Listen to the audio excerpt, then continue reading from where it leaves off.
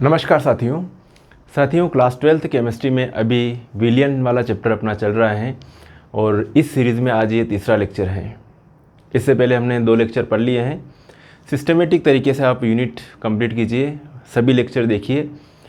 इससे पहले 2 लेक्चर हैं वो भी देखिएगा ताकि पूरा यूनिट जो है सिस्टमेटिक आपका कंप्लीट होता जाए। चलिए आज बात करते हैं विलियन नाम के चैप्टर में कुछ टॉपिक्स के बारे में चर्चा करेंगे।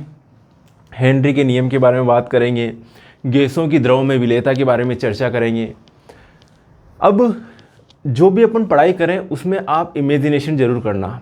जैसे जैसे आप इमेज करते जाओगे, कहीं सोचते हैं किसी के बारे में, उसका डायग्राम किसी फिल्म के बारे में सोचते हैं, किसी हीरो के बारे में सोचते हैं, किसी हीरोइन के बारे में सोचते हैं, तो उस टाइम पर क्या होता है, अपने माइंड में उसका चेहरा आ जाता है, उसकी तस्वीर आ जाती है, उसकी फ़ोटो आ जाती है। ऐसे ही जब भी आप पढ़ो तो आपके माइंड में सारी चीज़ें ऐसे इमेजिनेशन होती रहनी चाहिए, रिलेट करते रहना चाहिए, तभी जाके सारी चीज़ें समझ में आती है। अगर आप सिर्फ पढ़ रहे हो तो कुछ नहीं होगा। इमेजिनेशन जब तक नहीं बनेगी तब तक आप एग्ज़ाम में भी ढंग से नहीं लिख पाओगे। तो चलिए शुरुआत करें आज का लेक्चर। हम बात कर रहे हैं गैसों की द्रव में विलेयता। गैसों की द्रव में विलेयता। अब नाम इमेज बनाइए अपने माइंड में। क्या बात कर रहे भैया, गैसों की द्रव में विलेयता, क्या बात है। तो एक एग्जाम्पल आपने लाइफ में देखा होगा, अधिकतर बच्चे जानते हैं, क्या मालूम अभी तो हर गर्मी में लॉकडाउन लग रहा है, पिछली गर्मी भी लॉकडाउन, ये गर्मी भी लॉकडाउन। लेकिन शिकंजी पीने का जो आनंद लिया होगा सभी ने, सोडा पीने का जो आनंद लिया होगा, उसमें जो शिकंजी जब पीते हैं तो उसमें जो है एक ग्लास में एक बोतल जो रहती है, बोतल में वो मशीन से जो है उसके अंदर गैस पर्ज की जाती है लिक्विड के अंदर, और बाद में आपको ग्लास में भर के दी जाती है।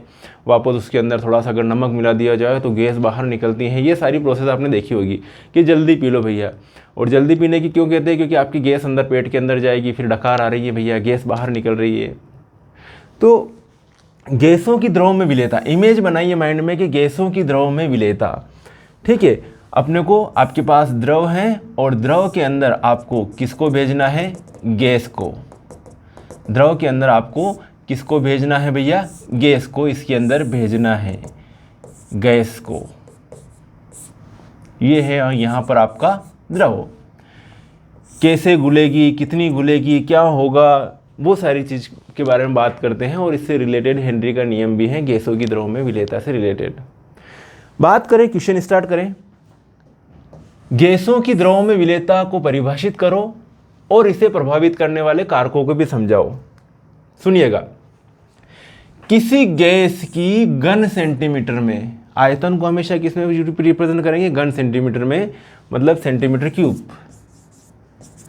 किसी गैस की घन सेंटीमीटर में एसटीपी पर परिवर्तित वह आयतन, किसी गैस का घन सेंटीमीटर में एसटीपी पर परिवर्तित वह आयतन जो दिए हुए ताप एवं एक वायुमंडलीय दाब, है ना, मतलब आप टेम्परेचर बढ़ा दोगे तो उतनी ही गैस कम घुलेगी, आप प्रेशर बढ़ा दोगे तो उतनी ज़्यादा गैस घुलेगी। ये सारी इमेजिनेशन। तो इसके लिए आप जब अपन स्टडी कर रहे हैं तो उस कंडीशन में देखना होगा कि ये टेम्परेचर दिया हुआ है और ये वायुमंडल दाब, इस वायुमंडल दाब पर इतने टेम्परेचर पर इतनी गैस जो है उस द्रव में विलय होगी, घुलनशील होगी। अगर आप टेम्परेचर बढ़ा दोगे तो उस गैस की घुलनशीलता उतनी कम हो जाएगी, या दाब कम कर दोगे, दाब प्रेशर बढ़ाओगे तो घुलनशीलता बढ़ेगी, दाब कम कर दोगे तो घुलनशीलता घटेगी। तो ये सारी चीज़ें इमेज बननी चाहिए। तो ये वही लिखा हुआ है कि किसी गैस का घन सेंटीमीटर में, लिखिएगा, एसटीपी पर परिवर्तित वह आयतन जो दिए हुए ताप एवं एक वायुमंडल दाब, दिए हुए ताप एवं एक वायुमंडल दाब पर विलायक के एक घन सेंटीमीटर में घुलकर, विलायक के एक घन सेंटीमीटर में घुलकर संतृप्त विलयन बनाता है, संतृप्त विलयन बनाता है। एक बार और रीडिंग कर लेते हैं, क्या है डेफिनेशन, लिखिएगा कॉपी में। किसी गैस का घन सेंटीमीटर में एसटीपी पर परिवर्तित वह आयतन जो दिए हुए ताप एवं एक वायुमंडल दाब पर विलायक के एक घन सेंटीमीटर में घुलकर, विलायक के 1 घन सेंटीमीटर, यहाँ पर विलायक है, द्रव मतलब आपका क्या है, विलायक है, विलायक के 1 घन सेंटीमीटर में घुलकर क्या बना रहा है, संतृप्त विलयन बनाता है। मतलब सेचुरेटेड सॉल्यूशन बना दिया, उससे ज़्यादा गैस नहीं घुल रही, जितना घुलना थी वो घुल गई, संतृप्त विलयन बनाता है, गैस की विलेयता कहलाता है। अब गैस की द्रव में विलेयता को अफेक्ट कौन कौन से कारक करते हैं, कौन कौन से कारक इसको प्रभावित करते हैं? तो स्वाभाविक है कि किसी चीज़ को, गैस को अपन द्रव में घोल रहे हैं तो कुछ कारक डिपेंड करेंगे उस द्रव की प्रकृति के ऊपर, कुछ कारक डिपेंड करेंगे उस गैस की प्रकृति के ऊपर। भैया गैस भी उसके अंदर घुलना चाह रहा है कि नहीं चाह रही है, या जो द्रव है वो भी उसको घोलना चाह रहा है कि नहीं चाह रहा है। ठीक है, अपन किन्हीं की दोस्ती करवा रहे हैं, उनमें घुलन मिलन चालू कर रहे हैं, उनकी रिश्तेदारी करवा रहे हैं, तो वो डिपेंड करेगा कि उसकी प्रकृति क्या है और उसकी प्रकृति क्या है। कभी कभी रिश्तेदारी होती ना कि वो उसकी समाज का है तो उसी समाज से में रिश्तेदारी होगी, दूसरी समाज में रिश्तेदारी बहुत कम होती है, अपन कहते हैं ना लव मैरिज बहुत कम होती है, या दूसरी समाज में बहुत कम शादी होती है। तो ये कहीं इनके साथ में भी होगा कि विलय कौन सा है, मतलब गैस कौन सी है, और जो आपका विलायक है, द्रव है, वो क्या है, उनकी प्रकृति कैसी है, तो वो उसमें घुलनशील होगा। अगर गैस अलग टाइप का नेचर शो कर रहा है और द्रव अलग का, तो उसमें जो है विलेयता कम होगी। तो ये सारी चीज़ें डिपेंड करेगी। तो गैस तथा द्रव की प्रकृति, पहला पॉइंट नोट कीजिए, गैस तथा द्रव की प्रकृति। क्या क्या कह रहे बेटा, गैस तथा द्रव की प्रकृति? देखिए नोट लिखते जाइएगा साथ के साथ में बेटा, ये नोट्स हैं और ये नोट्स आपके बहुत काम का है, लिखोगे तो आपको याद हो जाएगी सारी चीज़ें, है ना, कोई बड़ा ये काम नहीं है, लिखते जाओ साथ के साथ में। और पूरा चैनल को फॉलो कीजिए, मतलब एक बार हमारे चैनल पर आ गए तो किसी दूसरे चैनल पर जाने की ज़रूरत नहीं है, ये मेरा प्रॉमिस है, आपके अच्छे से अच्छे नंबर दिलवा के रहूँगा मैं। बट एक बार आपको विश्वास करना पड़ेगा, कई सारे वीडियो पड़े हुए हैं, ऐसा नहीं कि आपके यार इस चैनल पर पढ़ रहे हैं हमारा कोर्स पूरा नहीं होगा, पूरा कोर्स पूरा होगा, ये मेरा प्रॉमिस है, पूरा कोर्स करवा दूंगा। अभी से स्टार्ट हो गया तो आराम से दिसंबर जनवरी तक तो आराम से हो ही जाएगा कोर्स, रेगुलर आपको वीडियो मिलती रहेगी। तो हम बात कर रहे हैं क्या है, द्रव में विलेयता को प्रभावित करने वाले कारक, गैस की द्रव में विलेयता को प्रभावित करने वाले कारक। पहला पॉइंट कौन सा है भैया, गैस तथा द्रव की प्रकृति क्या है। तो क्या होगा कि यहाँ पे ध्यान से देखिएगा, यहाँ पे आपको द्रव, यहाँ पे आपके बैठा हुआ है द्रव, हम इसके अंदर डाल रहे हैं गैस, इसके अंदर सिलेंडर से क्या भेज रहे हैं, इसके अंदर गैस भेजी जा रही है, इसके अंदर क्या भेज रहे हैं अपन, गैस। ये द्रव है, इसके अंदर अपने पास गैस है, गैस इसके अंदर भेजी जा रही है, ये ध्यान रखना। तो शीघ्र द्रवित होने वाली, विलायक के साथ क्रिया करने वाली कौन कौन सी, नंबर 1 नोट कीजिएगा, एक तो शीघ्र द्रवित होने वाली, शीघ्र द्रवित होने वाली। दूसरा पॉइंट क्या है, विलायक के साथ क्रिया करने वाली, विलायक के साथ क्रिया करने वाली। तीसरा पॉइंट, तीसरा क्या होगा, शीघ्र द्रवित होने वाली, विलायक के साथ क्रिया करने वाली, या ध्रुवीय गैसें। ध्रुवीय गैसें कौन कौन सी होती है, HCl, NH3, CO2, SO2, इनको क्या कहते हैं, ध्रुवीय गैसें। क्या कहते हैं इनको, ध्रुवीय गैसें। ध्रुवीय गैसें अत्यधिक घुलनशील होती है, मतलब आपको प्रैक्टिकल के तौर पे देखना है तो ये जो गैसें हैं HCl, NH3, CO2, SO2, ये द्रव में आसानी से घुल जाएगी। ये भैया ध्रुवीय गैसें हैं। कौन सी गैसें हैं, ध्रुवीय गैसें हैं, शीघ्र द्रवित होने वाली है। मतलब द्रवित होने का मतलब ये है कि जब आप किसी भी चीज़ को द्रव से मतलब गैस से लिक्विड में कन्वर्ट करना है तो क्या करोगे आप, टेम्परेचर डाउन करोगे, टेम्परेचर डाउन करोगे। और जैसे जैसे कार्बन डाइऑक्साइड नॉर्मल टेम्परेचर पर आपको गैस अवस्था में, लेकिन जब आप टेम्परेचर डाउन करते जाओगे माइनस में ले जाओगे टेम्परेचर, तो वही कार्बन डाइऑक्साइड आपको द्रव से किस में मिल जाएगी, किस में मिल जाएगी, द्रव से किस में, गैस से किस में मिल जाएगी, द्रव में। गैस से आपको द्रव अवस्था में प्राप्त होगी। जैसे कि अपन किसी चीज़ को द्रव से, और द्रव को और ठंडा किया जाए और सुपर कूलिंग की जाए, माइनस से भी और बहुत माइनस में टेम्परेचर ले जाए तो वो जो द्रव है वो किस में परिवर्तित हो जाएगा, ठोस में। जैसे कि आप पानी का एग्जाम्पल लेंगे, पानी जो है 100 डिग्री सेल्सियस से ऊपर कैसा रहता है, वाष्प अवस्था में।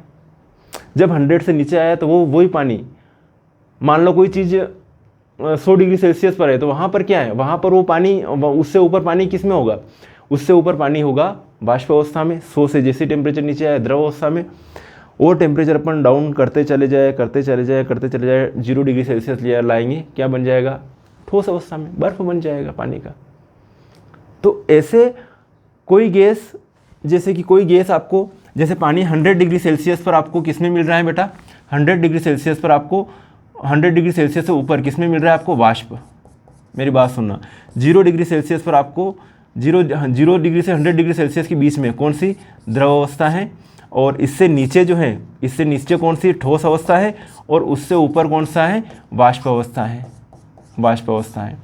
ऐसे ही हर एक कंपाउंड के लिए माना कि वो 25 डिग्री सेल्सियस पर, 25 डिग्री सेल्सियस के ऊपर किस में, वाष्प में आ गया, और इसको माइनस में ले जाएंगे टेम्परेचर के, -10 डिग्री सेल्सियस तक ये किस में, द्रव अवस्था में। तो -10 से नीचे किस में पाया जाएगा, वो ठोस में पाया जाएगा। तो वो तो हर एक गैस के लिए अलग अलग नेचर होता है, इमेजिनेशन बनाइए। चलिए, तो शीघ्र द्रवित होने वाली या विलायक के साथ क्रिया करने वाली, विलायक के साथ क्रिया करने वाली या ध्रुवीय गैसें HCl, NH3, CO2, SO2 अत्यधिक घुलनशील होती हैं। इसके विपरीत क्या होगा, विलायक के साथ क्रिया न करने वाली, कुछ गैसें ऐसी होती हैं जो विलायक के साथ क्रिया नहीं करेगी, विलायक के साथ क्रिया न करने वाली, या कठिनाई से द्रवित होने वाली, या अध्रुवी, उसका उल्टा लिख दिया सारी चीजें। इसके विपरीत विलायक के साथ क्रिया न करने वाली, कठिनाई से द्रवित होने वाली, या अध्रुवी गैसें जैसे ऑक्सीजन, N2 आदि की विलेयता कम होती है। समझ में आ गया होगा आपको ये पॉइंट, क्लियर है। गैसों की द्रव में विलेयता गैस तथा द्रव की प्रकृति के ऊपर डिपेंड करेगी। शीघ्र द्रवित होने वाली गैसें है ना, शीघ्र द्रवित होने वाली या विलायक के साथ क्रिया करने वाली या ध्रुवीय गैसें जैसे HCl, NH3, CO2, SO2 अत्यधिक घुलनशील होती हैं किसके अंदर, द्रव के अंदर। इसके विपरीत विलायक के साथ क्रिया न करने वाली या कठिनाई से द्रवित होने वाली या अध्रुवीय गैसें जैसे ऑक्सीजन, N2 आदि की विलेयता कम होती है। बहुत बढ़िया, पूरी तरह से मेरे हिसाब से पॉइंट समझ में आ गया होगा। अब दूसरा पॉइंट आपके सामने हाजिर है, ताप का प्रभाव, टेम्परेचर के इफेक्ट के कारण। अब मैंने जस्ट अभी बताया था आपको कि एक फिक्स्ड टेम्परेचर पर और फिक्स्ड प्रेशर पर उस गैस की घुलनशीलता द्रव में उतनी है ना, एक फिक्स क्वांटिटी होगी कि अलग अलग टेम्परेचर पर ये इतना वॉल्यूम जो है घुलनशील है गैस का, इतने द्रव में। अब यहाँ पर हम बोल रहे द्रव को, गैस को किसके अंदर भेज रहे हैं बेटा, द्रव के अंदर भेज रहे हैं, गैस को द्रव के अंदर। यहाँ पे आपकी गैस भरी हुई है इस सिलेंडर में आपके पास द्रव है, गैस को द्रव में भेज रहे हैं, घुल रही है। लेकिन जैसे अपनों ने क्या है, उस एक पार्टिकुलर टेम्परेचर पर घुल रही है, अपनों ने क्या किया बेटा, इसका टेम्परेचर बढ़ा दिया, तो गैस की घुलनशीलता क्या हो जाएगी, गैस वापस बाहर जाने लग जाएगी।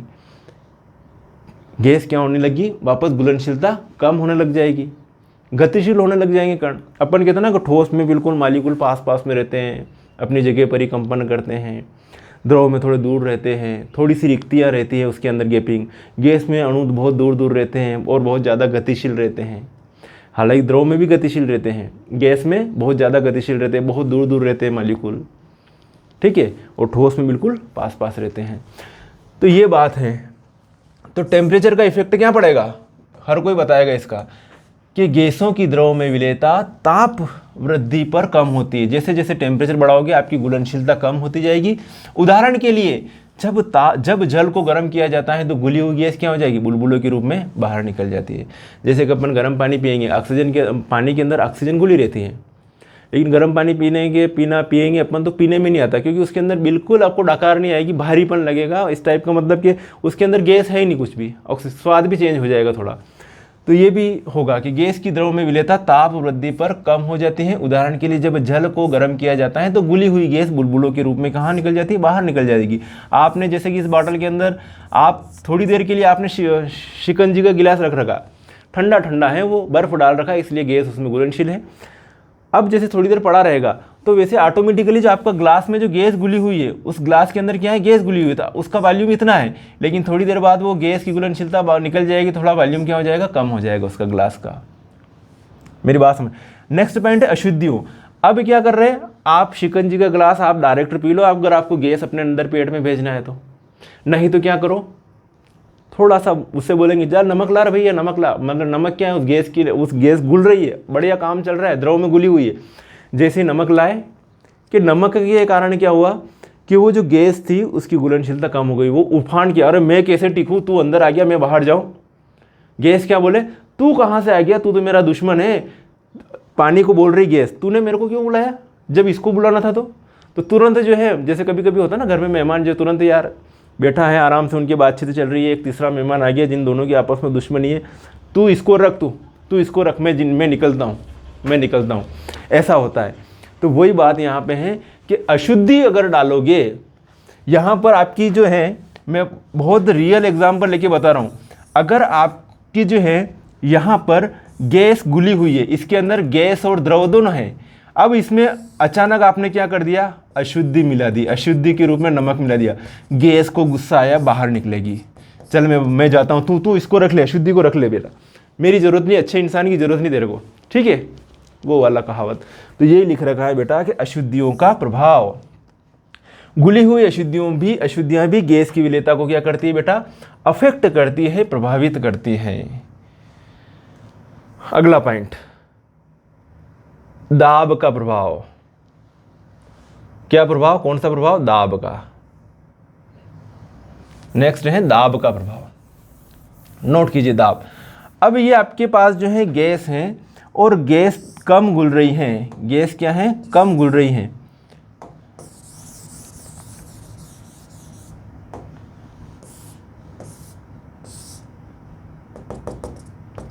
अगर दाब आरोपित करेंगे तो ये जो गैस घुली हुई है ना, गैस यहाँ पे इस पात्र में जो दिख रही, वो गैस पूरी किस में चली जाएगी, द्रव में चली जाएगी।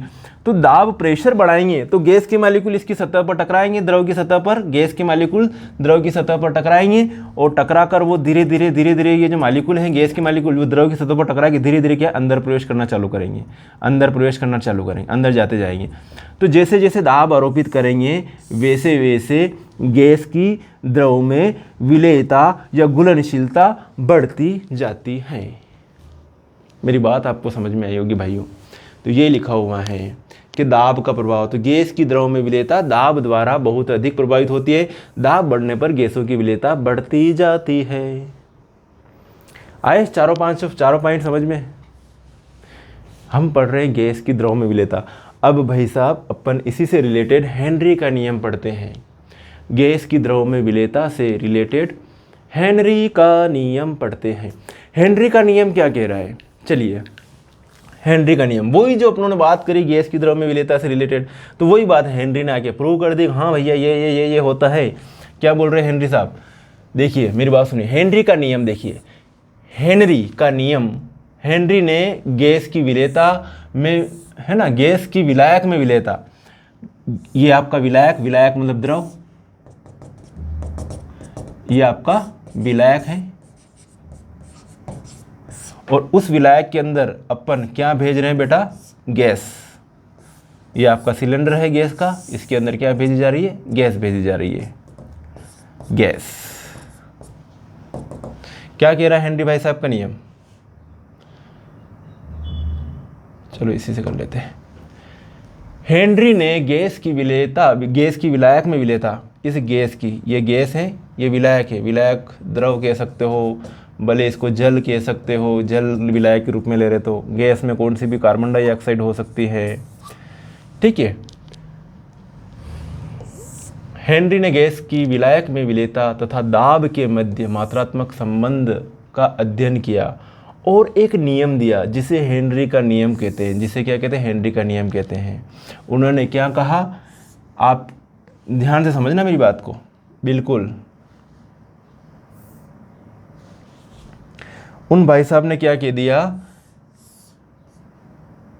कि आपकी जो ये द्रव है, इसके अंदर द्रव द्रव द्रव द्रव, और यहाँ पर आपने जो ले रखा है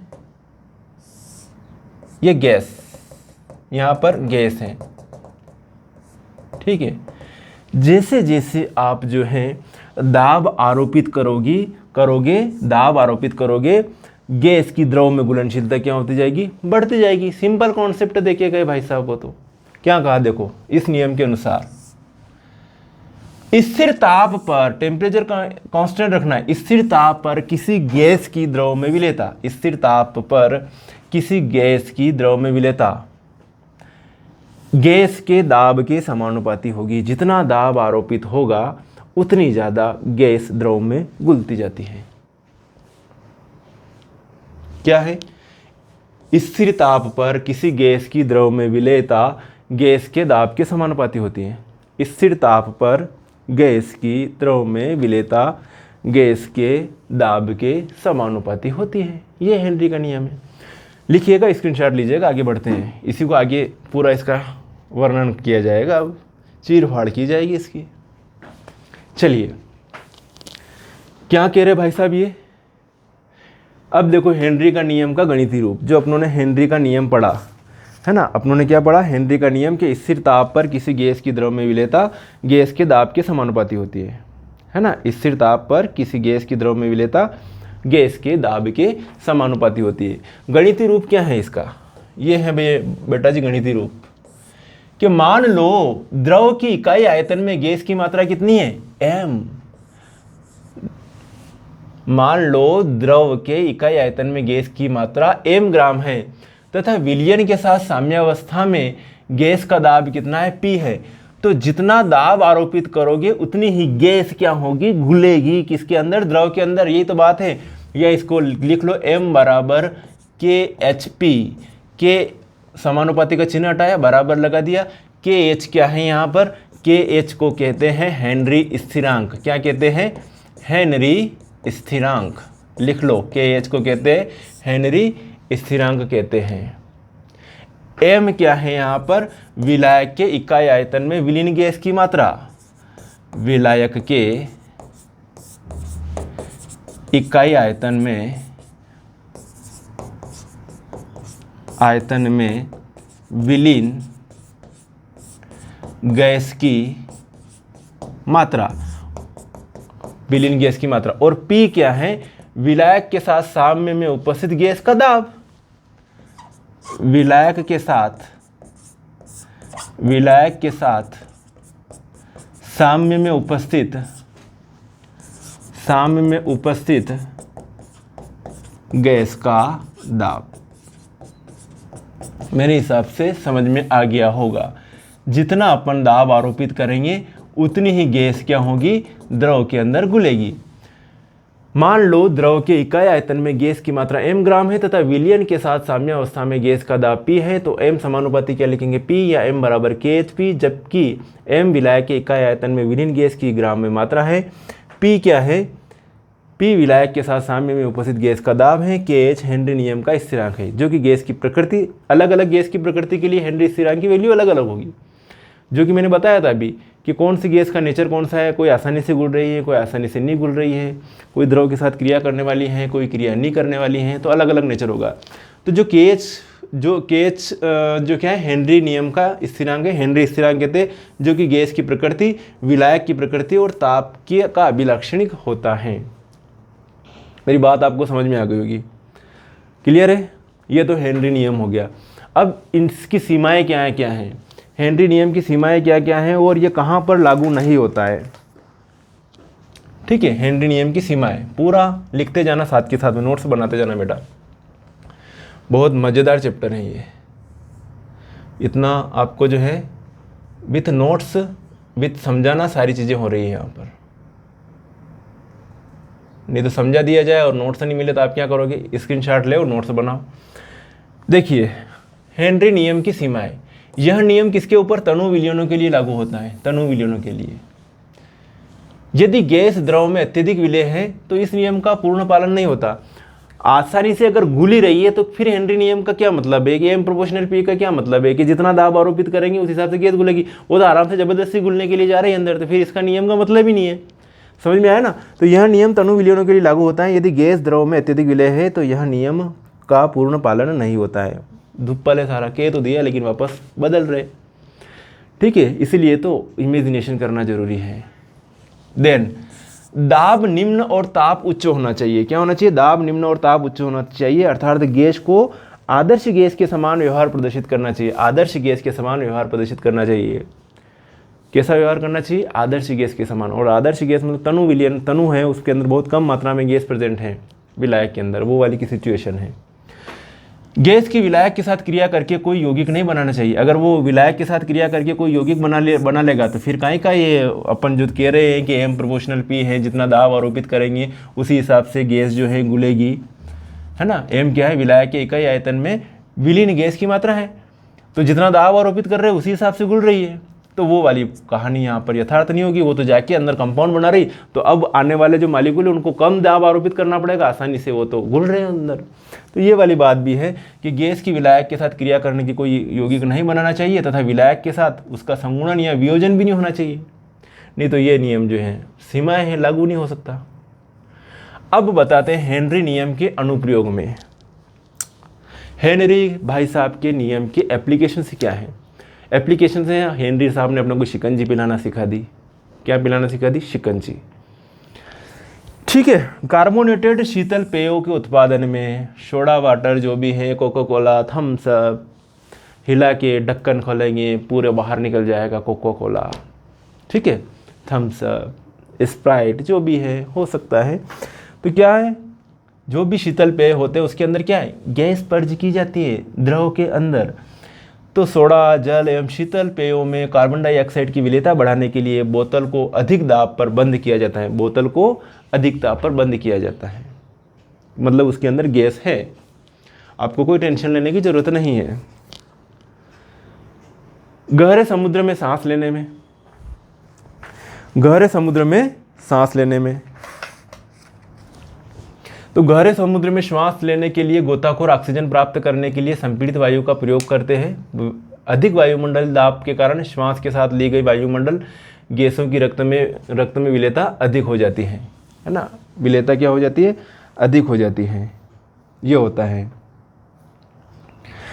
ठीक है, तो गहरे समुद्र में सांस लेने में होता क्या है कि यहाँ पर जो नाइट्रोजन के साथ में हीलियम गैस भी मिश्रित की जाती है इसके लिए। और नाइट्रोजन क्या होती है कि सतह में अंदर जाके जहाँ पर प्रेशर ज़्यादा रहता है वहाँ पर जाके वो रक्त में घुलनशील हो जाती है, जब बाहर निकलता तो वापस निकलती नहीं है, जब दाब कम होता तो वापस क्या वो नाइट्रोजन जो घुलनशील हो जाती है वो डायरेक्ट निकलने की कोशिश करती है, उसको अपन कहते हैं बैंड से भी रोक भी कहते हैं, जिसके कारण जकड़न आ जाती हैं, ये सारी चीज़ें होती हैं। ठीक है, तो ये है। तो गहरे समुद्र में सांस लेने में, तो गहरे समुद्र में श्वास लेने के लिए गोताखोर ऑक्सीजन प्राप्त करने के लिए संपीड़ित वायु पर निर्भर करते हैं। अधिक वायुमंडलीय दाब के कारण श्वास के साथ ली गई वायुमंडलीय गैसों की रक्त में विलेयता अधिक हो जाती है। अधिक ऊंचाई पर श्वास लेने की में कठिनाई, अधिक ऊंचाई पर श्वास लेने में कठिनाई होती है। क्यों होती है, क्योंकि जैसे जैसे ऊंचाई पर जाएंगे दाब क्या होगा, कम होगा, ऊपर क्या हो जाएगा, दाब कम होगा, और अगर नीचे चलेंगे तो दाब क्या होता है, बढ़ता जाता है। तो जैसे जैसे दाब बढ़ रहा है वैसे वैसे घुलनशीलता बढ़ रही है ना। नीचे समुद्र में जा रहे हैं तो दाब बढ़ रहा है, तो घुलनशीलता गैस की बढ़ रही है ना। अपन यहाँ पर हैं, अब अपन समुद्र में जा रहे हैं, जैसे नीचे चल रहे हैं तो दाब क्या होगा, बढ़ता है। ऊपर की तरफ जाएंगे, ऊपर की तरफ जाएंगे, सतह से, पृथ्वी की सतह से ऊपर की तरफ जाएंगे तो क्या होगा, दाब क्या होगा, कम होगा, दाब कम होगा। और नीचे जाएंगे तो दाब बढ़ेगा, मतलब दाब बढ़ेगा तो घुलनशीलता बढ़ रही है। ऊपर की तरफ चढ़ रहे हैं तो दाब क्या हो रहा, कम हो रहा है, समझना। तो अधिक ऊंचाई पर श्वास लेने में कठिनाई, तो अधिक ऊंचाई वाले स्थानों पर ऑक्सीजन का आंशिक दाब सतही स्थानों से कम हो जाता है, मतलब सतह से ऊपर का दाब जो है वो क्या है, कम हो गया, कम होता है। अतः मतलब ये कहते हैं ना, ऊपर जाने पर जैसे जैसे ऊपर चलेंगे, जैसे एवरेस्ट पर गया तो वहाँ पर ऑक्सीजन बहुत कम है, सांस लेने में बहुत कठिनाई होती है, वहाँ पर सिलेंडर लेके जाना पड़ता है सांस लेने के लिए, तो सांस लेने में बहुत तकलीफ आती है। आप पहाड़ पर चढ़ के देखो तो घबराने लग जाओगे, वहाँ पर ऑक्सीजन नहीं मिलेगी पहाड़ी पर।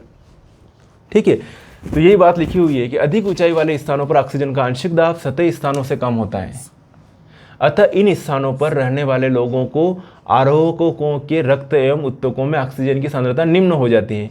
इसके कारण आरोहक कमजोरी महसूस करते हैं और स्पष्ट रूप से सोच भी नहीं पाते हैं।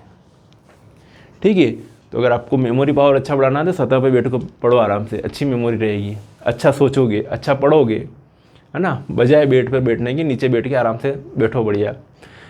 चलो ये तो मजाक हो गई, है ना। तो मतलब कुल मिला के यहाँ पे क्या है कि सोच भी नहीं पाते, इतना ये हो जाता है, मतलब ब्लड का सर्कुलेशन जो है, ऑक्सीजन की कमी हो जाती है ब्लड के अंदर, ये सारी चीज़ें होती है।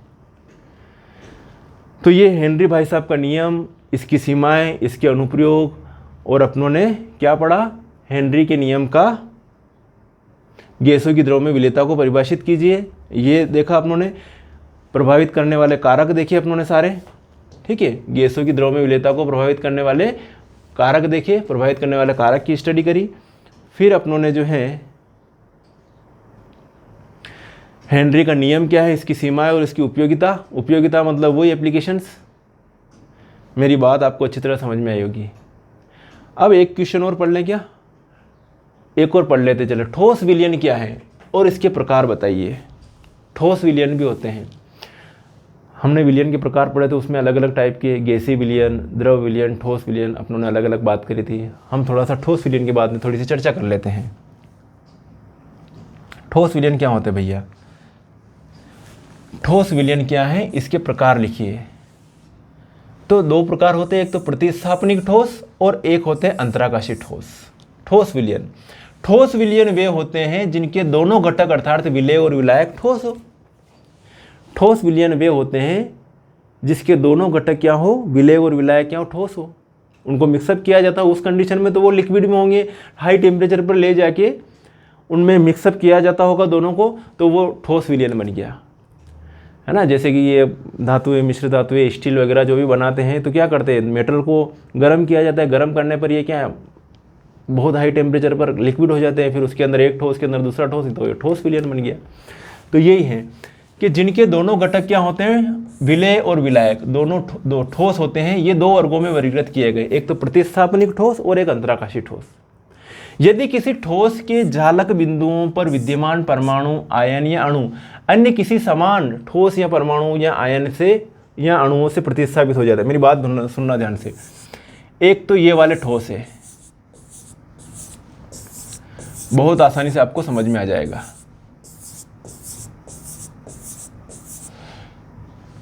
हम माने प्रतिस्थापनिक ठोस और एक ये माने,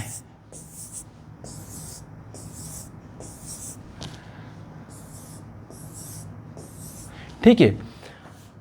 अब आपके पास जो है यहाँ पर ठोस जो है ए परमाणु है सभी यहाँ पर, ठीक है। ए परमाणु मान लो यहाँ पर, ठीक है। मेरी बात सुनना, अब ए को हटा के उसकी जगह कोई क्या आ जाए, बी परमाणु आ जाए, तो यहाँ पर ए के अलावा इस पूरे ठोस में कौन आ गया, बी परमाणु आ गया। और हटाए, इस ए की जगह क्या आ गया, बी आ गया। मतलब इस ठोस में सभी पहले ए परमाणु थे, अपनों ने क्या किया, बी परमाणु खो कर दिया, ए को खो कर दिया और उसकी जगह किसको बिठा दिया, बी को बिठा दिया। ए को खो करके उसकी जगह किसको बिठा दिया, बी को बिठा दिया। तो ये वाले ठोस कौन से होंगे, प्रतिस्थापनिक ठोस। किसी परमाणु को हटा के उसकी जगह कोई दूसरा परमाणु आके बैठ गया, ठीक है। जो कम मात्रा में है वो विलेय, जो अधिक मात्रा में है वो विलायक हो गया।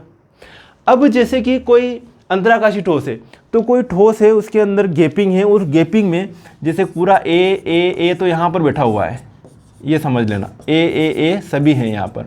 अब इसके अंदर अंतराकाशी स्थान में जगह खाली है, वहाँ पर किसको बिठा दिया, बी को बिठा दिया। ये बी, ये बीच में, ये अंतराकाशी स्थान कहते हैं, इसको क्या कहते हैं,